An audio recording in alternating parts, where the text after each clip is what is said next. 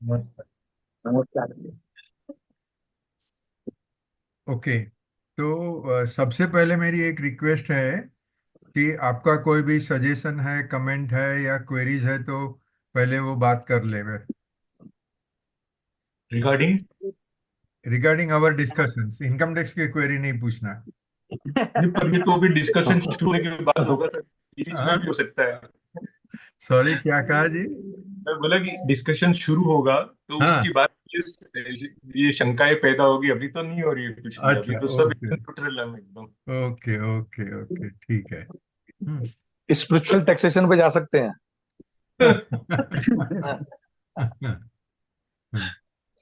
Yes sir Gaurav ji please. बोलते कम है, बहुत कम बोलते हाँ। हैं।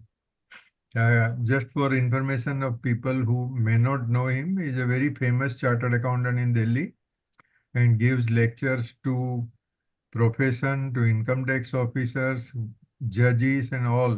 So he is a O, very famous chartered accountant in Delhi. अरे वाह। बहुत बहुत बढ़िया। बहुत ही और बढ़िया। फिलोसॉफी का भी बहुत कुछ लिखते हैं, हाँ। मगर वो अपना ग्रुप में नहीं भेजते हैं, मुझे अकेले को भेजते हैं। आप ही से सीखा है सर। जी। मानव आप ही नहीं। से सीखा है। अरे, सवाल ही नहीं है। हम तो मिले करीब 2 साल से, 2 साल पहले भी तो आप तो फिलोसोफर थे, फेमस स्पीकर थे, सब कुछ था। ओके। मैं एक दो तीन समरी कहता हूँ पहले, क्योंकि हम लोग गीता की स्टडी कर रहे हैं तो गीता का एक मैक्रो पिक्चर मैं देता हूँ। गीता एक मोक्ष का शास्त्र है। हम्म, मतलब वो बाकायदा जैसे हम कॉलेज में जाके कोई भी सब्जेक्ट सीखते हैं, ऐसे कृष्ण भगवान अर्जुन का आधार लेके सिखा रहे हैं कि भाई तुम कैसे मोक्ष प्राप्त करोगे। तो अर्जुन गृहस्थ है, उन्होंने गृहस्थाश्रम के ऊपर बहुत भार देके और गृहस्थ कैसे ईश्वर को रियलाइज करे उसके बारे में सब समझाया है पहले पहले। मगर फिर गीता साधुओं के लिए भी इतनी इम्पोर्टेंट है, तो इसमें गीता में अपना कर्मयोग, ज्ञान योग, भक्ति योग, तीनों के ऊपर चर्चा की है। राजयोग जिसे बोलते हैं, विवेकानंद ने ये जो पतंजलि योग सूत्र का जो योग है उसको राजयोग कहा है। वो राजयोग के ऊपर गीता में कोई खास चर्चा नहीं है। अच्छा, मैंने पहले भी कहा है मगर एक मैं खास रिपीट करता हूँ कि जो आदमी जो रास्ता पकड़ता है, कोई भक्ति का मार्ग लेता है, कोई ज्ञान का मार्ग लेता है या कोई कर्मयोग का मार्ग लेता है, सबको अपना ही रास्ता सही लगता है। और बाकी सब रास्ते वो लोग सोचते हैं कि नहीं, ये तो सब बेकार है, उसका कोई महत्व नहीं है। और साधुओं ने तो बड़े जोरों से कहा है कि कर्म करने से क्या होगा, कर्म करने से कुछ नहीं होगा, ये सब छोड़ो जंजाल, और या तो भगवान की भक्ति करो या तो ज्ञान मार्ग पकड़ो। ज्यादातर सब लोग यही कहते हैं कि भक्ति मार्ग ही पकड़ो। अ, कृष्ण भगवान बहुत स्पष्ट तरीके से कहते हैं, और हमने अपना अभ्यास के लिए राम सुखदास जी, स्वामी राम सुखदास जी की कमेंट्री ली है साथ में। तो राम सुखदास जी ने पहले से लेके चौथा चैप्टर तक कम से कम 10 बार ये रिपीट किया है कि कर्म योग एक स्वतंत्र साधन है ईश्वर को पाने का। कर्म, खाली कर्म योग करो, आपको और कुछ नहीं पता है।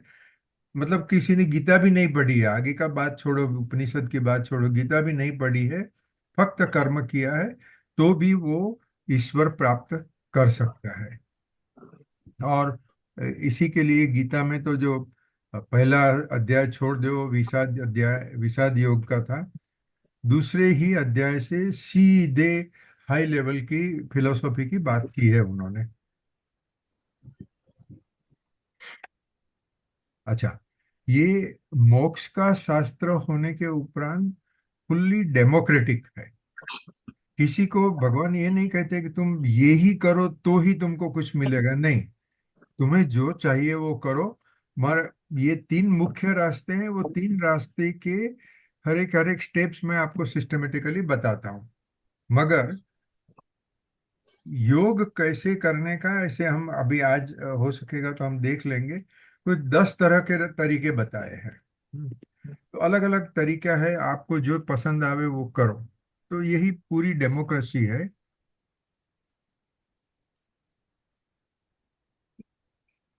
ओके। अभी मैंने अपना अप्रैल का डिस्कशन वापस देख लिया, क्योंकि मई और जून में तो मेरी सर्जरी के कारण अपनी मीटिंग नहीं हुई थी, और उसके बाद में मांडुक्य उपनिषद पर अपनी मीटिंग्स हुई। अभी हम अप्रैल में गीता फोर्थ चैप्टर का अभ्यास किया था। आज हम्म। वापस वही हम चालू कर रख रहे हैं। और हमने लास्ट टाइम 18th श्लोक 18वां श्लोक तक चर्चा की थी। आज 19वां श्लोक से करते हैं। और जैसे कि मैंने पहले बताया था, अभी जो सब हमारे चैप्टर्स चल रहे हैं, सभी चैप्टर्स में कर्मयोग की बात है। तो चैप्टर का टाइटल कुछ भी होवे, भगवान हमें कर्मयोग कैसे करने का वो समझा रहे हैं। और अगर एक वाक्य में कहो कि कर्मयोग कैसे करना है, उसकी क्या चाबी है, व्हाट इज द रियल की फॉर कर्मयोग, तो कहते हैं निष्काम कर्मयोग करो। निष्काम का मतलब क्या? समझो कि अ, कोई सोशल वर्कर है। उसे इच्छा है कि मुझे कम से कम 10 गरीब लोगों को घर दिलाना है। तो ये एक उसकी टारगेट हो गया। तो should you have that kind of target और नॉट?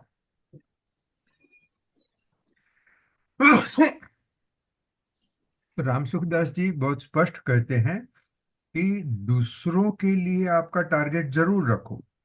जब तक आपको अपनी कोई आकांक्षा नहीं है, अपना कोई एक्सपेक्टेशन नहीं है, तो वो निष्काम कर्म योग ही है। जब आप खुद अपने लिए कुछ चाहोगे तो फिर वो कर्म बन जाएगा। और कर्म कैसा भी होए, शुभ कर्म है कि अशुभ कर्म है, वो हमेशा बांधता है। जो कहते हैं कि अगर अशुभ कर्म है तो उससे पाप बनता है, और पाप बनता है तो उसका कर्मफल अ, दुखी होता है। जिसने शुभ कर्म किए, मतलब बहुत ही पुण्य इकट्ठा किया, वो गरीबों की सेवा करते हैं, गाय को घास दिलाते हैं, ये वो करके, उसका बहुत बड़ा लिस्ट है, बहुत कुछ कर सकते हैं। तो शुभ कर्म किया और वो अपना एक्सपेक्टेशन से किया कि मुझे उसका पुण्य मिले और आखिर में मुझे स्वर्ग मिले वगैरह, तो उनका भव बंधन चलते रहता है। इस तरह से सभी साधु का कहना है कि कर्म तो तुम शुभ करो या अशुभ करो, आपको दोनों कर्म बांधते हैं। जब कर्म में आपकी कोई आकांक्षा नहीं है, इट इज एब्सोल्युटली निष्काम कर्म होगा, तो वो कर्म आपको बांधते नहीं है। और वो कर्म चित्त शुद्धि करते हैं। और ये चित्त शुद्धि शब्द का बहुत ही महत्व है, क्योंकि मैंने अब तक तो कितने सारे पुस्तक अलग अलग सब्जेक्ट पर पढ़े हैं, सभी ये कहते हैं। और मैं एक इलस्ट्रेशन के साथ में यहाँ कहता हूँ कि समझो दोपहर का 12 बजा है, हाँ, और सूरज एकदम तप रहा है। सभी लोग अपना अपना ऑडियो बंद कर देंगे क्या?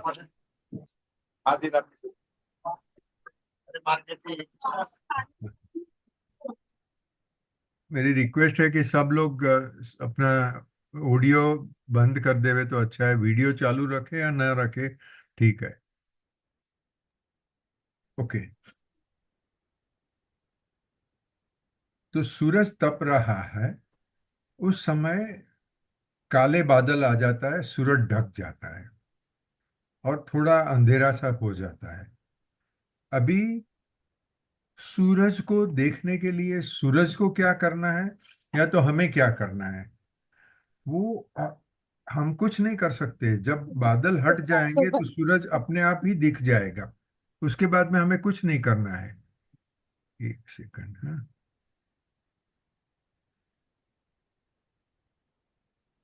हाँ, मयूर भाई, मयूर देसाई, हाँ, તમારું ઓડિયો બંધ કરો ને, અને માનવ સર તકનીક। સર મારું હા, ઓડિયો મને મ્યુટ હા, બસ બસ હવે ઓકે, થેન્ક यू। ओके। ईश्वर की प्राप्ति या ईश्वर रियलाइजेशन, जो भी कहें, मोक्ष कहें, वो ज्ञान से होता है। और अभी हमें अज्ञान है, वो अज्ञान ज्ञान आने से सीधा ही हट जाता है। जैसे कि एक रूम में आप गए, अंधेरा है, अभी अंधेरा दूर करने के लिए क्या करोगे? वो लाठी लेके अंधेरे को मार नहीं सकते हो, अंधेरे को धक्का मार के हटा नहीं सकते हो। एक छोटा सा दिया किया और अंधेरा चला गया, बस बात खत्म हो गई। हमें सिर्फ ज्ञान की प्राप्ति करनी है। और वो ज्ञान की प्राप्ति जब तक हमारा चित्त अशुद्ध है तब तक हो ही नहीं सकती है। मतलब अशुद्ध है मतलब क्या? कि समझो कोई आदमी कुछ खराब काम कर रहा है, धंधे में गलत काम कर रहा है, फैमिली के साथ खराब रिलेशंस है। हाँ, अशुभ को डिस्क्राइब करने की ज्यादा जरूरत नहीं है। जो काम अशुभ करता है वो उसके कर्म की असर उसके चित्त पर होती ही है। वो चाहे कुछ भी करे। और वो समझो कि किसी ने कुछ कर्म नहीं किए मगर मन से उसके खराब विचार चल रहे हैं। किसी के ऊपर क्रोध है, किसी को कुछ कर लेने की उनकी इच्छा है, तो ये होगा कि उसका चित्त अशुद्ध रहेगा, चित्त में ये ज्ञान का उदय नहीं होगा। अच्छा, चित्त शुद्धि करने के लिए कर्मयोग, निष्काम कर्मयोग बहुत सुंदर साधन है। और गृहस्थों के लिए तो वही प्रैक्टिकल है। उसके बाद में भक्ति योग है। वो मैंने कल ही बहुत अच्छा सा पढ़ा। हमारा मन क्या है? मन एक प्रोसेस है, एक फ्लो ऑफ थॉट्स है। मन वो एक शरीर का भाग नहीं है। हमारा मगज है, शरीर का भाग है। मगर मन तो विचारों का एक फ्लो है, वो कंटिन्यूअस चलते ही रहता है। तो वो मन हमारा पूरे शरीर में है। मगज में उसका ज्यादा प्रेजेंस दिखती है, बाकी है पूरे शरीर में। अच्छा, वो जो प्रोसेस चल रही है तो ईश्वर की रचना ही ऐसी है कि मन बहिष्प्रज्ञ है। हमें मानव जी ने मांडुक्य उपनिषद समझाया है। मांडुक्य उपनिषद में इसके ऊपर बहुत इंपॉर्टेंट श्लोक है कि हमारा मन जब तक बहिष्प्रज्ञ है, मतलब कि हमें बाहर की तरफ देखते हैं, संसार की तरफ देखते रहते हैं, तब तक हमें संसार ही अच्छा लगता है। संसार खराब भी लगे, खराब लगे या अच्छा लगे, राग होवे या द्वेष होवे, कुछ भी होवे, मगर तब तक हमें ईश्वर की तरफ नजर नहीं जाती। वो मन जब भी अंतः प्रज्ञ होता है, ये मांडुक्य उपनिषद के शब्द में यूज करता हूँ, बहिष्प्रज्ञ और अंतः प्रज्ञ। जब अंतः प्रज्ञ हो जाता है तो कोई मुश्किल नहीं है, ईश्वर की प्राप्ति हो जाती है। और वो मन को अंतः प्रज्ञ करने के लिए भक्ति बहुत सुंदर उपाय है और बहुत सरल है। वो उसमें बुद्धि की जरूरत नहीं है, इंटेलिजेंस की जरूरत नहीं है। आप जो समझते हैं कि मूर्ति के सामने बैठ गए, वो मूर्ति के सामने बैठ गए। जो स्थानकवासी जैन लोग हैं, वो कोई मूर्ति के सामने नहीं बैठेंगे मगर भक्ति के लिए पर्युषण वगैरह को करने को बैठ जाएंगे। तो ये साधु का कहना है कि भक्ति करने से मन का प्रवाह ईश्वर की तरफ हो जाता है। ये बहुत इंपॉर्टेंट स्टेटमेंट है। प्रवाह है, एक प्रोसेस है, वो हमारे कंट्रोल में नहीं है, वो संसार की तरफ भागते रहता है। मगर भक्ति इतना सरल साधन है कि जैसे हम बैठ गए या भजन गाते हो नहीं गाते हो, ईश्वर के सामने बैठ गए, पूजा करते हो। पूजा विधि वगैरह विधि का जो विधान है वो इसके लिए है कि हम सीधे मूर्ति के सामने बैठ के कृष्ण कृष्ण नहीं करने वाले हैं। मगर हम पूजा, उसका पूरा प्रोसेस वगैरह किया तो धीरे धीरे करके फोकस ईश्वर के ऊपर हो जाता है। और वो फोकस जब ईश्वर के ऊपर हो जाता है तो धीरे धीरे हम ईश्वर प्राप्ति के रास्ते पर चलते रहते हैं। तो गृहस्थ के लिए कर्मयोग, भक्ति योग दोनों ही है। साधु के लिए भक्ति योग और ज्ञान योग है। और जो आदमी तीनों साथ में कर सके, कर्मयोग, भक्ति योग और ज्ञान योग तीनों कर सके, तो उसकी जो प्रगति है बहुत जल्दी से होगी, वो जल्दी आगे बढ़ सकता है। अच्छा, मैंने कल और आज मिलके पूरा वो अप्रैल का अपना डिस्कशन फिर से सुन लिया। मेरे ख्याल से वो डिस्कशन बहुत अच्छा था। गहनो कर्मणा गति, ये जो कृष्ण भगवान ने कहा है कि कर्म की गति बहुत गहन है, लोगों को जल्दी समझ में नहीं आने वाली है, उसके ऊपर हमारी अच्छी सी चर्चा हो गई थी। और सबका अलग अलग कंट्रीब्यूशन रहा। अभी हाँ, मैंने यहाँ एक ये रिमार्क लिखा है कि हिंदू, जैन और बौद्ध तीनों धर्म में कर्म का बहुत ही महत्व कहा है। और कन्वर्सेशन विद गॉड्स पुस्तक में ज्यादा महत्व ये कहा है कि यू आर एब्सोल्युटली फ्री, आप पूर्णतया स्वतंत्र है। मगर सीडब्ल्यूजे में पहले ही वॉल्यूम में समझाया है कि हम अलग अलग लेवल पर एक साथ में ऑपरेट करते हैं। जैसे अभी हम सब जीवात्मा के लेवल पर ऑपरेट करते हैं, तो हमें विस्मृति हो गई है, हमारा अज्ञान है, हमारे लिमिटेशंस हैं। मगर हम खुद अभी समझो कि हम 12-13 लोग साथ में बैठे हैं, सभी लोग अभी इसी वक्त आत्मा लेवल पर भी ऑपरेट करते हैं। और वो आत्मा लेवल और जीवात्मा लेवल, दोनों लेवल जीवात्मा को पता नहीं है, मगर आत्मा को दोनों लेवल पता है।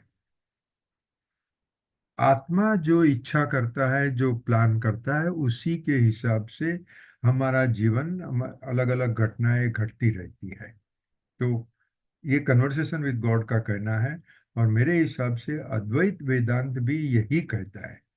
इतना स्पष्ट नहीं कहता है, मगर अद्वैत वेदांत कहता है कि आप खुद ब्रह्म हो, आपको कौन बांधेगा। तो निश्चय नय में, मतलब अद्वैत वेदांत में, आप ब्रह्मन हो, आपको कोई नहीं बांधता है। व्यवहार में एज ए जीवात्मा और संसार में जब हम रहते हैं, संसारी कामकाज करते रहते हैं, तभी हमें कर्मयोग लागू पड़ता है। और हम देख सकते हैं कि खराब कर्म करने वाले को कभी कभी अपनी नजर के सामने उसके खराब फल मिलते हैं, अच्छे कर्म करने वाले को अच्छा कर्म मिलता है। और अप्रैल में हमने कंक्लूजन यहाँ किया था कि हम दूसरे के उदाहरण नहीं देखें। अगर दूसरों को देखने लगेंगे, अरे वो तो पापी है, वो तो ये है वो है, और फिर भी बहुत जलसा कर रहा है, नहीं, उससे हमें कर्म का सिद्धांत समझ में नहीं आएगा। अपने आप को देखे, वो मैंने क्या किया है, भूतकाल में मैंने क्या किया है, मेरे विचार कैसे रहे, मेरा मन शुद्ध रहा है कि नहीं रहा है, इसके ऊपर मेरे अनुभव का आधार है। ये सब हम लास्ट टाइम कर लिया था डिस्कशन। अभी मैं 19वें श्लोक पर आता हूँ।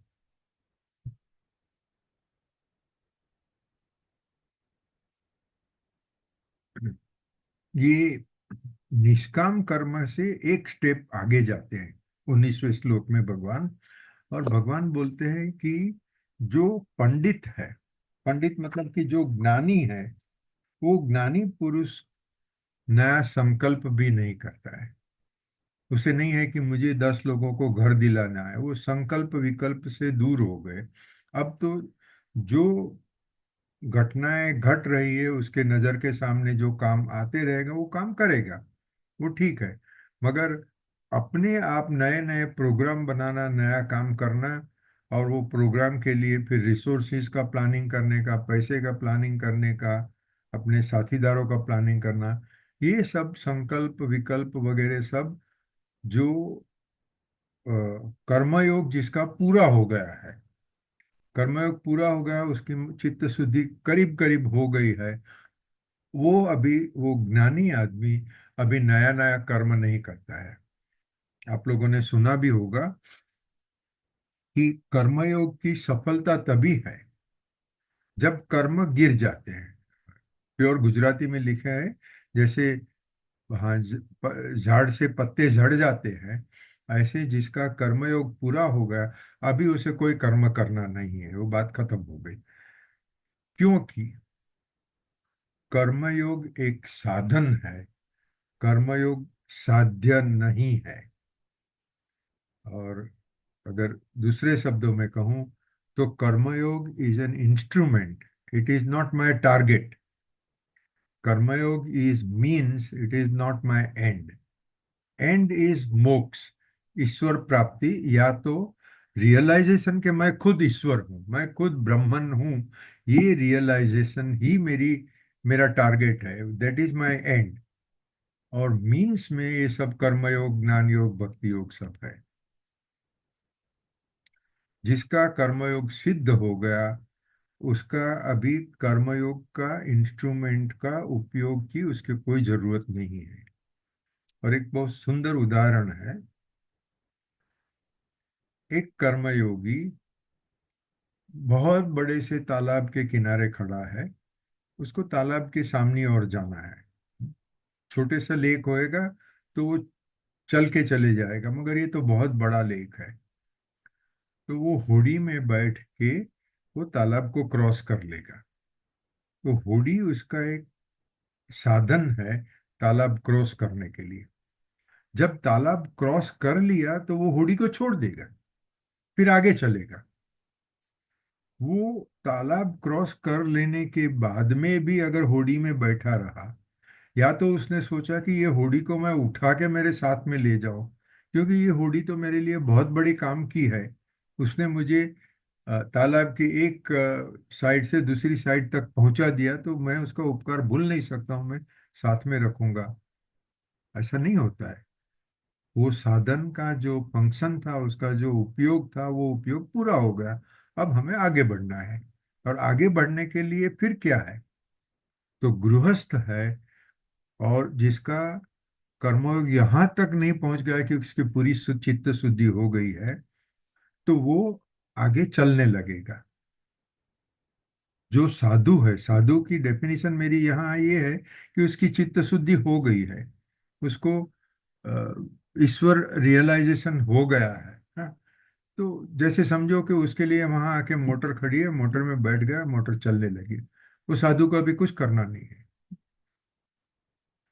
तो ये कर्म योग की, ये 19वां श्लोक की एक समझ है कि आपने कर्मयोग कर लिया, अभी आगे आपको कोई नया नया प्लानिंग नहीं करना है। हाँ, मैं एक, ये सॉरी, मैं थोड़ा डाइग्रेशन करता हूँ। बहुत दिनों से मेरे दिमाग में ये विचार है, और ये मैं जरा आज एक्सप्रेस कर रहा हूँ। अद्वैत का सही मतलब क्या है?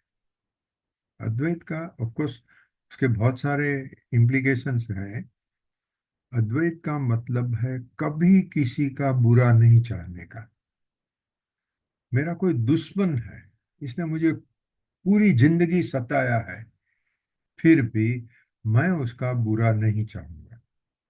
अच्छा, उसके कर्म के हिसाब से, उसके नसीब के हिसाब से समझो किसी को कुछ तकलीफ हुई, बहुत तकलीफ हुई या थोड़ी सी तकलीफ हुई, किसी की तकलीफ देख के मुझे आनंद नहीं होना चाहिए। ये एक इतनी इम्पोर्टेंट चीज है। हम लोग ज्यादा ऐसा सोचते नहीं। जैसे मैंने खुद 20 साल तक इंटरनेशनल इकोनॉमिक्स का अभ्यास किया था, हमारे बॉम्बे चार्टर्ड अकाउंट सोसाइटी में इसका डिस्कशन किया था, और बड़े जोरों से मैंने समझाया था कि अमेरिका पूरी दुनिया को नुकसान कर रहा है। हम्म। अभी मैं अमेरिकन गवर्नमेंट को दुष्ट समझता हूँ, अमेरिकन समाज को दुष्ट नहीं समझता हूँ। अमेरिकन गवर्नमेंट ने दुष्टता की, अभी वो गवर्नमेंट को कुछ नुकसान होवे तो इसका मतलब ये नहीं कि मुझे खुश होना है, नहीं। अद्वैत में अभी मैं एक स्टेप आगे जाता हूँ। हर एक व्यक्ति, हर एक जीवात्मा, इनफैक्ट नॉट ओनली इंसान, एक प्राणी भी है, वनस्पति भी है, वो जो भी फंक्शन कर रही है, जैसे एक शेर है, वो हिरण को मार रहा है, ठीक है, मगर वो उसका व्यवहार है। व्यवहार के अंदर ब्रह्मन छिपा हुआ है। नाम रूप व्यवहार, ये तीन शब्द एक बहुत इंपॉर्टेंट शब्द है। वो हिंदू धर्म में, जैन धर्म में बहुत इंपॉर्टेंस है उसकी। कहते हैं कि तुम आत्मा हो। हम लोग तेरा समझो कि आत्मा है यहाँ। अभी हर एक का नाम अलग है, हर एक का रूप अलग है, मतलब उसका हाइट, स्किन, ये वो सब कुछ अलग अलग है। हर एक का व्यवहार भी अलग है। यहाँ तक ठीक है कि हम लोगों को फिलोसॉफी में इंटरेस्ट है, दूसरे बहुत लोगों को इंटरेस्ट नहीं है। कुछ लोग चोर है, कुछ खूनी है, कुछ क्रिमिनल्स है, मगर ये सभी व्यवहार है। व्यवहार के अंदर क्या है? अगर हम भीतर देखेंगे तो सभी के अंदर ब्रह्मन है, और एक ब्राह्मण दूसरे ब्राह्मण से खेल कर रहा है। अभी खेल कर रहा है तो उसमें किसी के ऊपर द्वेष करने का या किसी का राग करने का ये गलत है। ये हुई निश्चय नहीं की बात। वो निश्चय को समझ के हम व्यवहार में आ जाते हैं।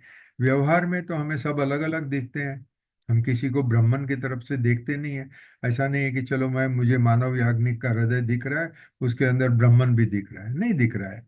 हम तो सब इंसान दिख रहे हैं।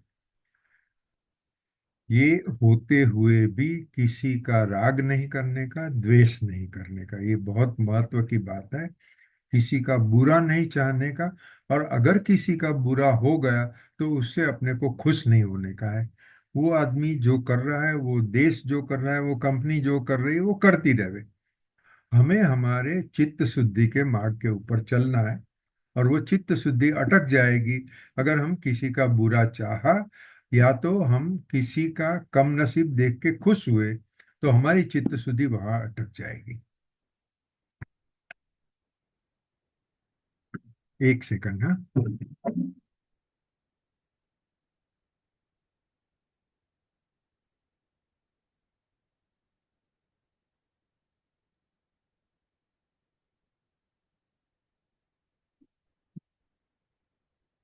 ओके।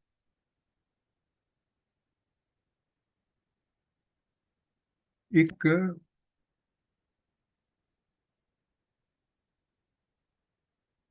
हाँ, ईशोपनिषद है।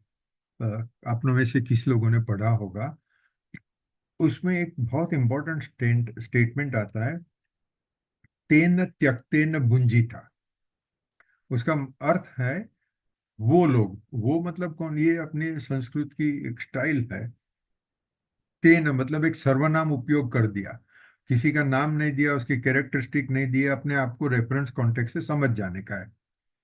तेन मतलब वो साधु लोग, वो गृहस्थ भी होगा मगर जिसने धर्म का अभ्यास किया है, जो स्पिरिचुअलिटी के रास्ते पर है, वो त्याग करके खुश होते हैं। त्याग करना, देना, रिनाउंस करना, जो भी शब्द हम यूज करना चाहते हैं, उससे बहुत आनंद प्राप्त होता है। हम्म, वो कैसे? तो ये गीता में ये शब्द को उपयोग नहीं किया। ईशोपनिषद के बहुत सारे श्लोक गीता में आ जाते हैं, मगर तेन त्यक्तेन भुंजिता कृष्ण भगवान ने अलग तरह से समझाया है कि आपने संसार की कामना को त्याग दिया। कामना को त्याग दिया मतलब अभी जो आप कर रहे हो, जो भी कर रहे हो, निष्काम कर्म कर रहे हो। अगर आप चार्टर्ड अकाउंटेंट है या बिजनेसमैन है तो आपको अपना घर चलाना है। वो घर चलाने के लिए नौकरी धंधा जो भी है आप करोगे। ठीक है। उससे अपना घर संसार चल रहा है। मगर अभी मुझे घर है, उससे बड़ा घर लेने का है, जो गाड़ी नहीं है तो गाड़ी चाहिए, इससे बड़ी गाड़ी चाहिए। ये सब कामनाएं, संसार की कामना हमें नहीं करनी है। हमें अपने नसीब में अभी जो भी आया वो कर्म करना है। और बाकी जहां तक हो सके तहां तक संसार के भले के लिए काम करना है, दूसरों के भले के लिए काम करना है। अभी आप कहो कि भाई एक आदमी 24 साल का है, अभी अभी वो क्वालिफाई हुआ है, अभी नौकरी में लगा है, तो उसके कामनाएं होगी कि नहीं? जरूर होगी ना। वो अगर वो गृहस्थाश्रम में चलना चाहता है तो उसकी पहली कामना होगी, अब मुझे शादी करनी है, मुझे नौकरी या अपना धंधा करना है, मुझे कमाना है, ये सब होगा। हर एक चीज अपने अपने समय पर होती है। 24 साल के आदमी को अगर आप कहो कि तू कोई भी कामना नहीं रख, तो वो गलत है। अगर उसका नसीब अच्छा है और वो इतनी छोटी उम्र में भी थोड़ा सेवा काम कर रहा है, तो जो सेवा का काम कर रहा है उधर उसकी कोई कामना नहीं होनी चाहिए, न प्रसिद्धि की, न नए रिलेशंस डेवलप करने की, कांटेक्ट डेवलप करने की, नहीं। फला व्यक्ति गरीब है या तो फला व्यक्ति दुखी है, मुझसे उसका दुख देखा नहीं जा सकता है, मुझे उसका दुख दूर करना है, ये ही एक कामना है और कोई कामना नहीं है। ये कर्मयोग इंसान कोई भी उम्र में कर सकता है। अपना घर संसार छोड़ देने की बात कृष्ण भगवान ने बिल्कुल नहीं कही है। अगर कोई भी ऐसे साधु ऐसे कहता है तो वो गलत है। कृष्ण भगवान एटलीस्ट नहीं कह रहे हैं, हाँ साधु अपनी तरफ से कहे तो बात अलग है। तो ये अभी 20वां श्लोक पर हूं।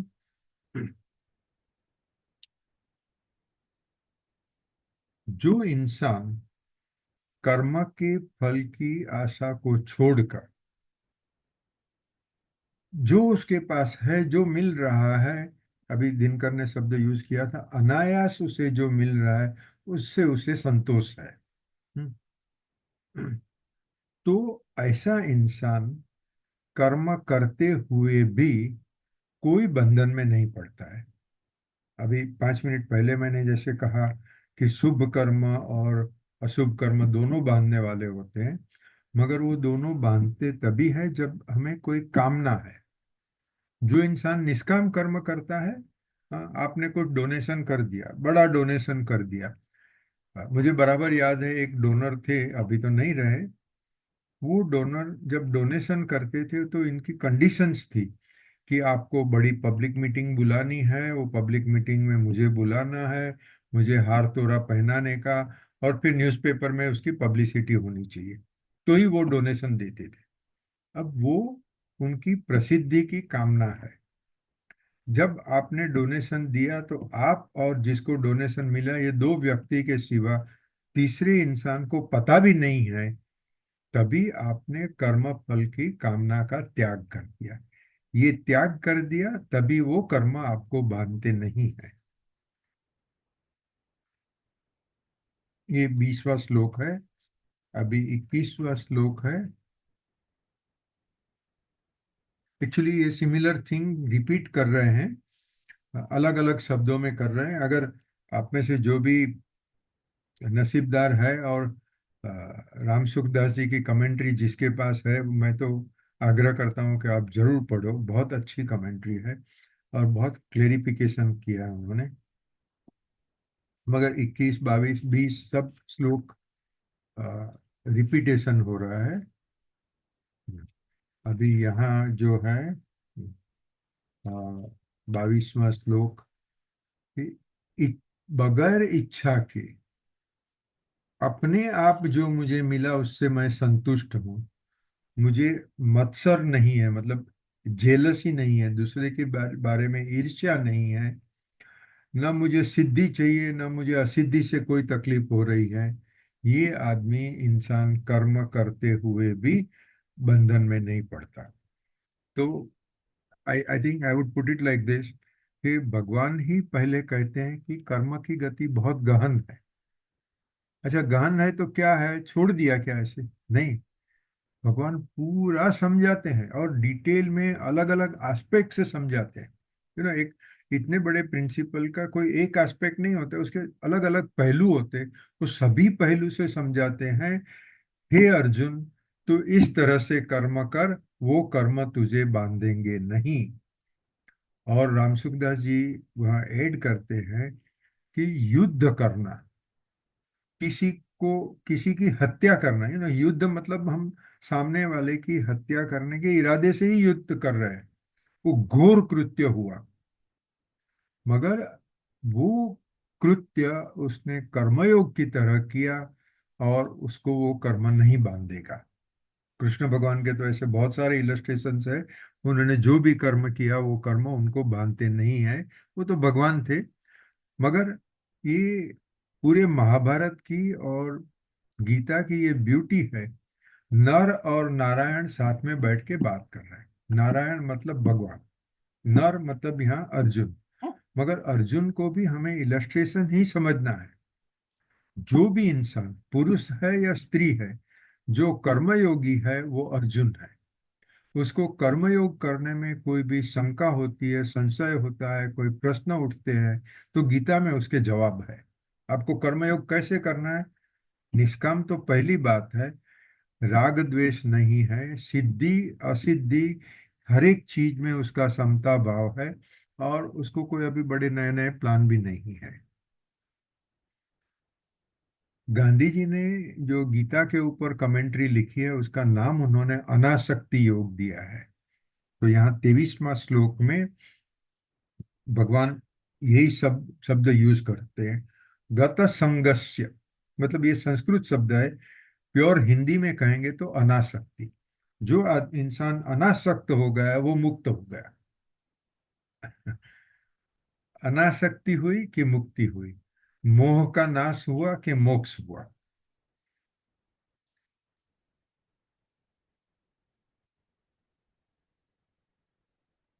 हाँ, अभी ये जो भगवान ने कहा है और राम सुखदास जी जो कह रहे हैं, उसमें थोड़ा फर्क है, और वो मैं इधर जरा हाईलाइट कर रहा हूँ कि स्वामी राम सुखदास जी तो साधु है, उन्होंने घर संसार छोड़ दिया। ओके। भगवान ने तो अर्जुन को ऐसा नहीं कहा। अर्जुन का संसार था, उसकी दो या चार या जो भी पत्नियां होगी वो पत्नियां थी, उसके बच्चे थे, और उसका संसार चल रहा था, और वो संसार चलाने के लिए भगवान ने बिल्कुल मना नहीं किया। राम सूरदास जी क्या कहते हैं कि तुम्हारा शरीर, तुम्हारा धन वैभव, तुम्हारा कुटुंब, कुछ भी तुम्हारे खुद के लिए नहीं है, सब कुछ संसार के लिए समर्पण कर दो। कन्वर्सेशन विद गॉड में ये नहीं कहते हैं। वो कन्वर्सेशन विद गॉड में गॉड सेज कि भाई तुमने जन्म लिया है संसार का अनुभव करने के लिए, और बहुत महत्व की बात है, अनुभव करने के लिए जन्म लिया है।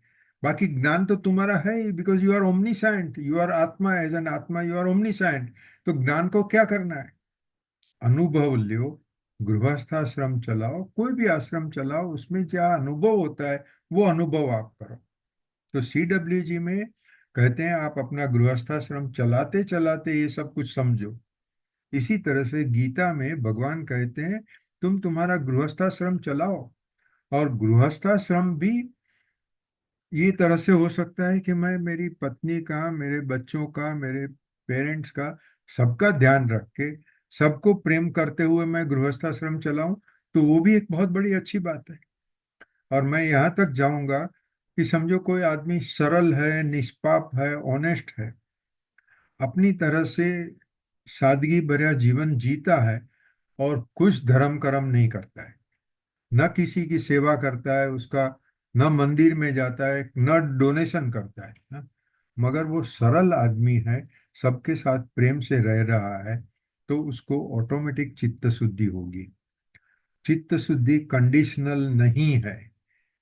चित्त शुद्धि मतलब ये कोई ना कोई योग करो तो ही चित्त शुद्धि होगी, ऐसा नहीं है। अच्छे आदमी संसारी संसार में रहकर भी चित्त शुद्धि प्राप्त कर सकते हैं, और जिसने चित्त शुद्धि प्राप्त कर ली तो उसका समझो गॉड रियलाइजेशन हो गया। हमने अप्रैल मीटिंग में ये कर्म, अकर्म और विकर्म ये सब अभ्यास किया था। अभी वो हम फिर से डिस्कस नहीं करते। अभी हम एक बहुत ही इंपॉर्टेंट श्लोक पर आ रहे हैं, 24वां श्लोक। कुछ लोगों को ये पता भी होगा, कुछ लोग तो घर में शायद रोज ये सब श्लोक गाते भी होंगे। मुझे संस्कृत गाने का बराबर अनुभव नहीं है, एक्सपीरियंस नहीं है, फिर भी मैं ये इतना इंपॉर्टेंट श्लोक है कि मैं बोल रहा हूँ। ब्रह्मार्पणम ब्रह्म, हविर ब्रह्म, अग्नौ ब्रह्म, ब्रह्मैव तेन गंतव्यम ब्रह्म कर्म समाधिना।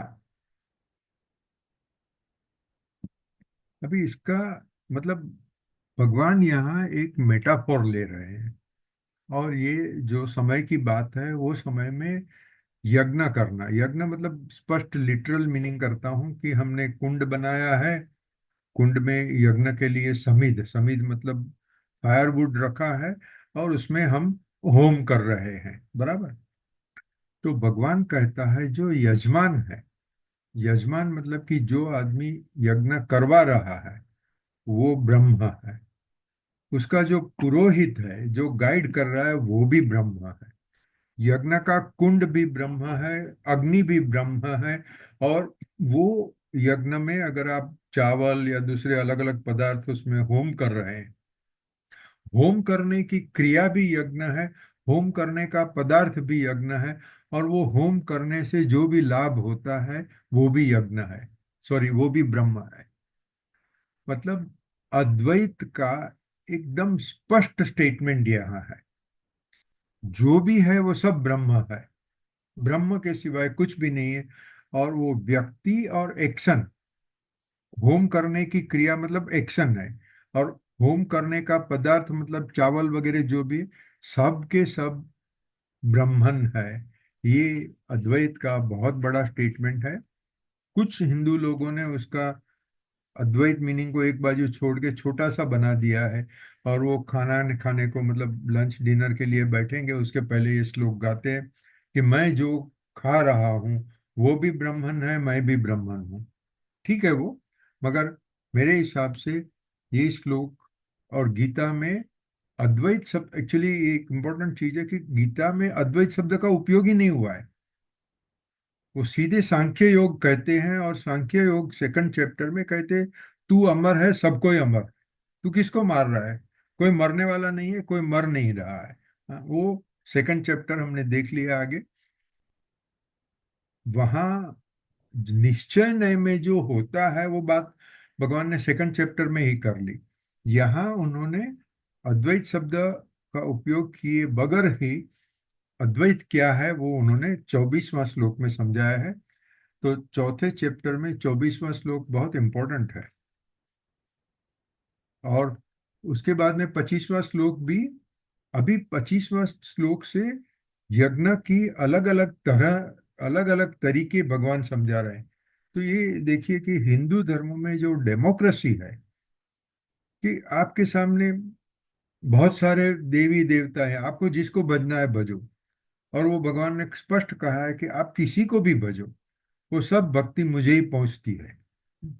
आपको कोई सरस्वती को पूजना करना है, आपको लक्ष्मी को पूजन करना है, पार्वती दुर्गा जो भी आप नाम दो, वो देवी को करना है, या राम कृष्ण विष्णु कुछ भी करना है, और कुछ भी नाम ले। मैं तो यहाँ तक कहूँगा कि जीसस क्राइस्ट को आप भज रहे हो, आप मोहम्मद पैगंबर की साधना कर रहे हो, जो भी कर रहे हो, वो सब साधनाएं एक ही ईश्वर अल्टीमेट ब्रह्मन को पहुंचती है।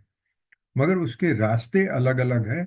जबकि जैन और बुद्धिस्ट धर्म में इतनी डेमोक्रेसी नहीं है, मुस्लिम धर्म में बिल्कुल नहीं है, क्रिश्चियन धर्म में भी इतनी स्पष्टता नहीं है जितनी गीता में दी है कि तू इस तरह से यज्ञ कर, ये नहीं पसंद है तो दूसरी तरह, ये नहीं तो तीसरी तरह।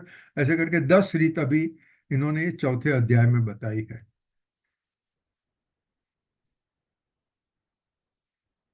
अभी मैं ये 25वां श्लोक जो है, ये मैं पहले गुजराती में पढ़ता हूँ यहाँ। બીજા યોગી જનો દૈવ યજ્ઞનું જ અનુષ્ઠાન કરે છે, અને અન્ય યોગીજનો બ્રહ્મરૂપ અગ્નિમાં વિચારરૂપ યજ્ઞ દ્વારા જીવાત્મા રૂપી यज्ञનો होम करे છે। जो जीवात्मा है वो ब्राह्मण है, उसको जो विचार आते हैं वो भी ब्राह्मण है। और वो विचार का होम कर रहा है यज्ञ में। तो 24 का श्लोक जो है कि सब कुछ ब्रह्म है, यही यहाँ 25वां श्लोक में रिपीट किया है, मगर अलग तरीके से किया है। फिर 26 श्लोक, एक मिनट। और कुछ योगी जो सब अपनी सभी इंद्रियों का होम कर देते हैं। इंद्रियों का होम करना मतलब क्या है कि हमारे 5 इंद्रिय और छठा मन, ये 6 की 6 ईश्वर की रचना ही ऐसी है कि बहिष्प्रज्ञ है। बहिष्प्रज्ञ मतलब हमें संसार की तरफ खींच रहा है। जिसने सभी इंद्रियों का होम कर दिया, होम कर दिया जला दिया। अभी मेरी इंद्रिय मुझे कोई, समझो मुझे स्वीट खाने की है, मुझे लग्जरी एंजॉय करनी है, ऐसा कुछ उसको इच्छा ही नहीं है। जो अपने आप हो रहा है वो हो रहा है, ठीक है। वो अपने आप सामने से तकलीफ को बुलाता नहीं है, सामने से अपने शरीर को त्रास नहीं देता है, मगर उसके कोई कामना भी नहीं है। ऐसा आदमी, ये उसका इंद्रियों को होम करने का यज्ञ है।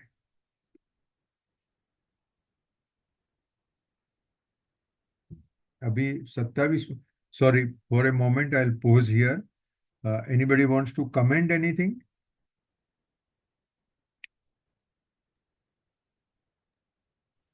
नहीं बस सर, ध्यान ध्यान से सुन रहे हैं सर। अच्छा, हाँ, ओके। च- और अध्याय सेकंड हाँ, और अध्याय 4, हाँ, it's there is so much similarity in yes, so many shlokas, correct. And some shlokas तो इतने कॉमन है कि हम्म। अपने को लगे वो सीधा सेकंड चैप्टर मतलब अध्याय 2 में से ही उठा लिया है। वैसे हम देखे हाँ, अपना चौथा जो है 22, अध्याय 4 का 22 नंबर, हाँ, यदृच्छा लाभ संतुष्टो, हाँ, बराबर। और चैप्टर अध्याय 2 का 48 श्लोक देखे, सेम हम्म। थिंग। अच्छा, अच्छा, बराबर, हाँ, सेम थिंग। बराबर से है कि। तो और सेकंड चैप्टर जो है हम्म। वो, जैसे तुमने बताया कि भाई ये उसने पूरा सार बता दिया सांख्य योग का, करेक्ट, करेक्ट। और उसके बाद में ये सब है, वो hmm. That is more more deep. Arjun को जितना जितना संशय होता है हम्म। वो सॉल्व करते जाते हैं। बराबर बट है। बट अध्याय सेकंड में जो 48 में के बोलता है, योगस्थ कुरु कर्माणि संगम त्यक्त्वा धनंजय, हम्म। सिद्धि असिद्धि समो भूत्वा समत्वम योग उच्यते, समत्वम योग उच्यते उसने बोल दी। Correct, correct. And same thing is being repeated, hmm. Of course in a different manner, hmm. लेकिन yes, go ahead, it's excellent. ये जो समता भाव है, वो हाँ, कृष्ण भगवान ने उसके ऊपर बहुत महत्व दिया है। या सुखे दुखे समे कृत्वा लाभा लाभौ जया लाभालाभ हो जयो। गया है। बराबर। दैट द सेम थिंग ही tells us in different different manners, या and it is very important because अपना दिमाग जो काम करता है, हर एक इंसान का दिमाग अलग अलग तरह से काम करता है। और एक इतना डिफिकल्ट जो कंसेप्ट है, तो उसके बहुत सारे एस्पेक्ट्स है, बहुत सारे पहलू है। और भगवान सभी पहलू से अपने को सेम चीज फिर से कह रहे हैं, तो दिमाग में एकदम बैठ जावे कि हाँ, मैं पास हुआ या फेल हुआ, मुझे मेहनत करनी है, मेहनत मैं पूरी करूंगा, मगर उसके बाद में फल क्या आया मेरे हाथ में नहीं। हाँ, वो पास और फेल ये तो एक परीक्षा की बात है, मगर हमारे जीवन में कितनी सारी चीजें होती रही, हम काम करते हैं, कोई काम में हमें अच्छा परिणाम मिलता है, कोई काम में परिणाम नहीं मिल रहा है। हर एक चीज में, या तो समझो आ, आपको ऑफिस में किसी के साथ झगड़ा हो गया, या आप इनकम टैक्स डिपार्टमेंट में गए और इनकम टैक्स ऑफिसर ने बहुत बड़ी ब्राइब मांग ली, जो आपके या तो आपके क्लाइंट की शक्ति के बाहर का। ये सुखे दुखे समय कृत्वा लाभा लाभौ जया जयो, मुझे ये श्लोक तो इतना पसंद है। ये श्लोक रिपीटेड कर रहे हैं भगवान पहले, मतलब सेकंड चैप्टर से लेके हर एक चैप्टर में। तो yes, Dinkar, you are absolutely right. हाँ, और समत्वम को उसने योग की कक्षा दे दी, समत्वम योग हाँ, उच्यते। हाँ, यस, यस। समत्व एक्चुअली तो जैन धर्म में समता शब्द का बहुत करेक्ट, महत्व है। करेक्ट। हाँ, आपने अगर समता रख दी तो मतलब कि आप समझो इनकम टैक्स प्रैक्टिस कर रहे हो, वहां भी समता कर रहे हो, तो ये वो आपका योग बन गया। You are through. यस। अगर आप घर में रह रहे हो, घर में किसी के साथ झगड़ा हो गया, मतलब किसी ने आपको गुस्सा कर दिया, आपने समता भाव धारण करके उसको बनाए रखा, तो फिर वो आपका घर संसार भी योग है। तो मतलब ये तो मैंने ऑफिस का और घर का दो इलस्ट्रेशन दिया, बहुत जगह पे ये इसका या समता शब्द का उपयोग हो सकता है। जो समता भाव से रहता है वो योगी है। और महाभारत की सुंदरता देखो, हाँ, कि वो युद्ध के दरमियान समता भाव का उपदेश दे रहे हैं। महाभारत में जितने कॉन्ट्राडिक्शंस है, कोई भी धर्म पुस्तक में इससे ज्यादा नहीं होगा। और जो इम्पॉसिबिलिटीज या तो क्रॉसिंग द लिमिट्स उसमें बताई है, और किधर भी नहीं मिलेगी, महाभारत के जितना कहीं भी नहीं मिलेगा। अच्छा, समता भाव धारण करना है, तो अर्जुन को दुर्योधन के ऊपर गुस्सा नहीं करने का है, मगर दुर्योधन को मार देने का है। अब ये चीज इतनी बड़ी है कि रियली। मतलब हमारे पास कोई बहाना नहीं बचेगा कि हाँ मतलब यार ये तो गीता में बोल दिए भगवान, हम हमारा गृहस्थी में कैसे चलाएं, वो युद्ध में चलाते थे तो मतलब हमारा सब जो पोटेंशियल एक्सक्यूजेस थे वो सब उन्होंने प्लग हाँ कर दिए, और बराबर। You don't have anywhere to go. मतलब ये जो सामने सामने। और अगर आप, आई एम तो requesting everybody to read unabridged Mahabharat, और उसमें जो युद्ध का प्रसंग आता है, ओके, वो रोज शाम को कृष्ण भगवान बैठ के अहिंसा का उपदेश देते हैं। हाँ, कोई भी जो in depth discussion, in depth thinking करने वाला नहीं होगा तो बोलेगा ये सब तमाशा है। नहीं, तमाशा नहीं है। अहिंसा ही सबसे ऊंचा धर्म है। समता भाव धारण करना है। मगर संसार में दुर्योधन भी होते हैं, और दुर्योधन अगर आपके सामने आ गया तो आपकी फर्ज है। अगर आपकी फर्ज है, मतलब समझो विदुर थे तो वो चले गए, वो उन्होंने युद्ध में भाग नहीं लिया। बलराम ने युद्ध में भाग नहीं लिया। वो उनका अपना अपना फल है। मगर अर्जुन और पांचों पांडव और पांडव के लड़के लोग, अभिमन्यु वगैरह, उनका धर्म था युद्ध करने का। युद्ध करते करते सामने वाले इंसान पर क्रोध नहीं करना, युद्ध में हारे या जीते समता भाव रखना, ये बहुत सुंदर, बहुत बड़ी बात है। हाँ मीर भाई। Uh, I was told by one of the persons in the हाँ army that one of the fundamental training in army हाँ is that when you are killing another soldier, yes you do not have any vengeance for that. He's fighting for his country yes and you are fighting for your country. Correct. And if he dies, he becomes a martyr, and give him as much respect as you would give to your colleague. I mean, this is one of the fundamental training in the. I was very surprised. Very good, very There are a good. lot of armies which do not follow that, but I'm told that Indian Army very strictly follows this. या That even if enemy soldier dies on your, soil, he is given full respect and is, handed over with as a martyr to the other Correct. country. Also, when And enemy surrenders, then you are not to shoot him. correct. Then you actually take him under your protection. You feed him. Actually, I have read actual incidents when on the front, Indian soldiers may go hungry, but the prisoners of war will be fed fully. Correct. These are, of course, Vienna And, Convention. and another contradiction about this, Tamil ji Krishna ने बात करता था. हाँ जी, On one hand, Arjun is convinced by Krishna Bhagwan that you have to fight this war because that is a war between dharma and adharma. You have to kill if it is necessary. On the other hand, just after that, he sees that પેલું ટીટોડીનું bird જુએ છે on the, and he stops the war. He goes there, he picks up that bird, is taken out by him, and then he says, "Okay, now you fight." Now, I mean, this is such an apparent contradiction that he's on one hand telling to kill people, on the other hand he's even worried about a small bird. true, true, absolutely. तो रश्मिन भाई, हाँ मयूर जी, here. हाँ बोलो बोलो एक भाई। એક ખાલી ઓબ્ઝર્વેશન, हाँ, થોડું આઉટ ઓફ ધ બોક્સ, પણ કે જો તમને તમારા મગજ મયુરભાઈ, તમ- તમારા દર્શન આપો ને. દર્શન આપું સર? હા એક છે.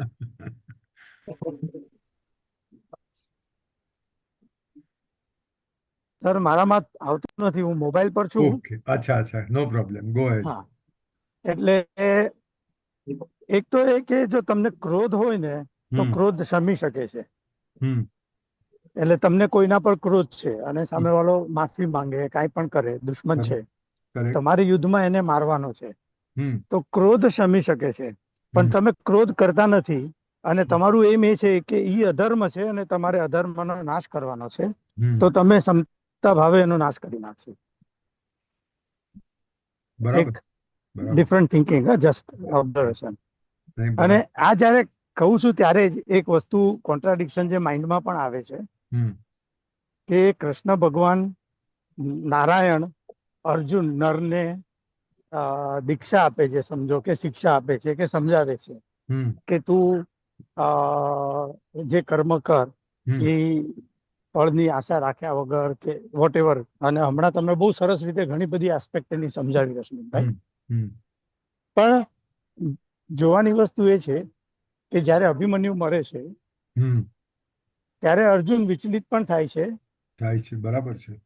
અને એટલે આટલું જ્ઞાન લીધું, આ જ્ઞાનથી આગળ વધ્યો હોવા છતાં વિચલિત પણ થાય છે.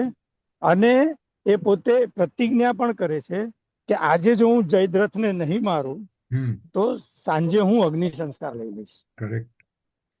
એટલે એ એકદમ પાછું એક એક્સ્ટ્રીમ ઉદાહરણ પણ છે ત્યાં કે મયુરભાઈ, તમે જે કહ્યું એના ઉપર હું મારા વિચાર કહું. હા, please please please. See, Mahabharata is the most practical book. It talks of નિશ્ચય ને અદ્વૈત બધી વાતો થાય છે, પણ મોસ્ટ પ્રેક્ટિકલ કે તમને જ્ઞાન થઈ ગયું એનો અર્થ એવો નથી કે તમે હવે એકદમ અનાસક્ત થઈ ગયા. તમે સંસારી કર્મ કરો છો.